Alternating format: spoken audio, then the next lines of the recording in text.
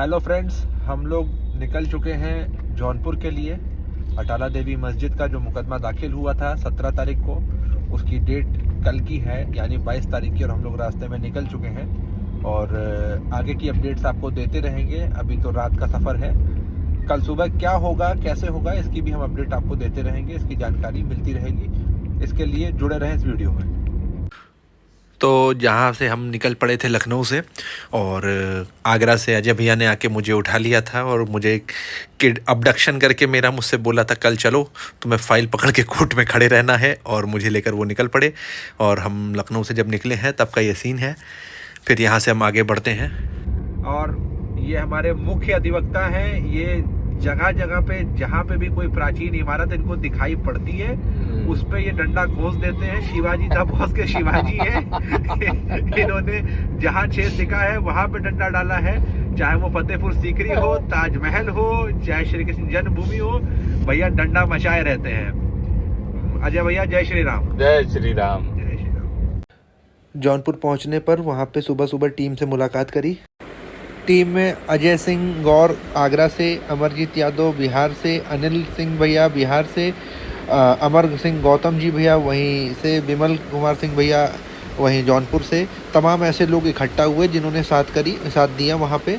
और वहाँ पे गहन चर्चा और स्ट्रैटेजी के साथ हम कोर्ट की ओर बढ़े, पर वहाँ जाकर हमें मालूम पड़ता है कि आज हड़ताल है, इसी कारण कोर्ट में बहस नहीं हो सकती, जिसके लिए फिर हम बार काउंसिल के मेंबर से जाके मिले और बार काउंसिल के मेंबर ने हमारी बात को समझा और कोर्ट में जाकर जज साहिबा से स्वयं बात करके इस मुकदमे को चलाने के लिए बात कही। जिसके बाद हम लोगों ने जाकर इंटरव्यू दिया। इंटरव्यू में अजय भैया और अनिल भैया ने स्टेटमेंट दिए और उन चित्रकलाओं का भी वर्णन किया, उन चित्रकलाओं का भी उन्होंने प्रस्तुति करी, जिनके ज़रिए ये साबित होता है कि अटाला मस्जिद जो है वो अटाला मस्जिद नहीं बल्कि अटाला देवी मंदिर है।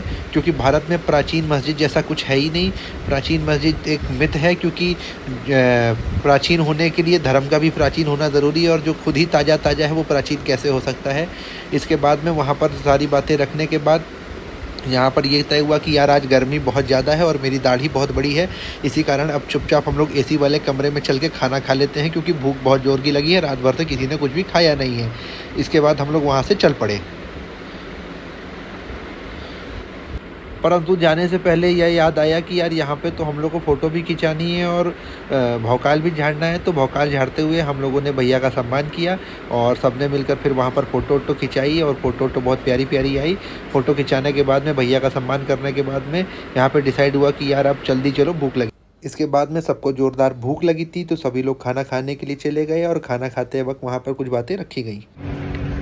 तो गाइस, अभी हम मौजूद हैं जौनपुर के अंदर। यहाँ पे हमने अटाला मस्जिद मुकदमे में आए हुए थे और आज इसकी मेंटेनेबिलिटी की सुनवाई थी, जिसको लेकर कोर्ट के अंदर बहस करी गई। और उसके बाद में अदर पक्ष भी कहीं से पहुंच गया था और कुछ बातें कर रहा था, जिसको हम लोगों ने सिरे से नज़रअंदाज कर दिया और उसको सीरियस लेने की ज़रूरत भी नहीं है, क्योंकि ऑब्वियसली बात है जीतने हम ही वाले हैं। खैर, इसके बाद में अब हम यहाँ पे मौजूद पूरी टीम से आज आपको इंट्रोड्यूस कराने वाले। ये सब लोग मुझे घूर के इसीलिए देख रहे हैं क्योंकि इनको लग रहा है सुबह सुबह जो मैंने जलेबी खाई थी उस जलेबी को मैंने अपने दाढ़ी में छिपा के रखा हुआ है। और मौके की नज़ाकत को देखते हुए मैंने वहाँ पर अपने अजीबोगरीब सवाल पूछना शुरू कर दिया, जिसको देखकर सारे लोग चौंका गए, क्योंकि ये बंदा तो अभी तक अपनी दाढ़ी में समोसे छिपा के बैठा हुआ है, पर ये अचानक से कैसे सवाल कर रहा है जिसमें इमरती आलू गोभी और पुदीने की चटनी की बात हो रही है। परंतु उसके बाद आगे क्या होता है वो आप स्वयं देख लें।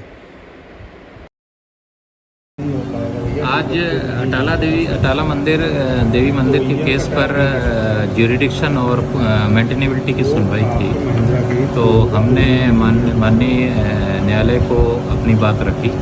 हमने कहा कि ये वक्फ की संपत्ति नहीं है, केंद्र सरकार की संपत्ति है, एएसआई के अधीन संरक्षित है।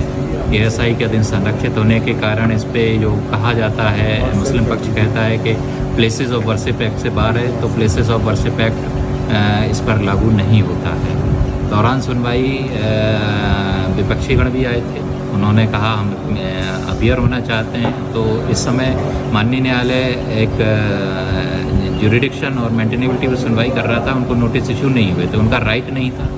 उन्होंने काफ़ी प्रयास किया, लेकिन क्योंकि कानून नहीं था उनके पास, कोर्ट ने पूछा कि आप कोई कानून बताएं हमको, कोई रूलिंग दें जिससे हम माने कि आपका इस समय राइट है।